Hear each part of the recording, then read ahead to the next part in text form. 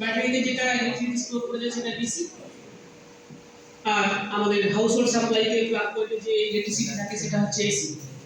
তো electric vehicle কোন পাওয়ারে চলে, মানে কোন মোডে চলে, কোন পাওয়ারকে স্টোর করে? সবসময় জানবে এসি পাওয়ারকে স্টোর করা যায়, ঠিক আছে, ডিসি পাওয়ারকে স্টোর করা হয়। তাহলে ব্যাটারি দিয়ে তুমি স্টোর করতে চাও তাহলে সেটা ডিসি পাওয়ার স্টোর হবে, এবং সেটা যদি স্টোর করো সেটাকে নিয়ে তুমি যেতে পারো অন্য জায়গায়। এটা থেকে কলকাতা যেতে পারো 250 কিলোমিটার। এবার মনে করো তুমি যাবে দার্জিলিং, তোমার ইলেকট্রিক ভেহিকেল কিনেছো, বন্ধুদেরকে নিয়ে বলছো যে আজকে আমরা প্ল্যান করেছি দার্জিলিং যাবো। দার্জিলিং অনেক কিলোমিটার, 500 রুপিয়া হবে। যতবার একবার চার্জ দেওয়ার পরে তুমি ভেহিকেলটা মনে করো 5 মাসে চার্জ ফুরিয়ে গেল, কি করবে? তোমার পেট্রোল কার হলে তুমি পেট্রোল পাম্পে চলে যেতে। ইন্ডিয়ার অনেক জায়গায় পেট্রোল পাম্প আছে, যত রোড আছে সব সাইডে পেয়ে যাবে, 1-2 কিলোমিটার একটু ট্রাই করে পেয়ে যাবে।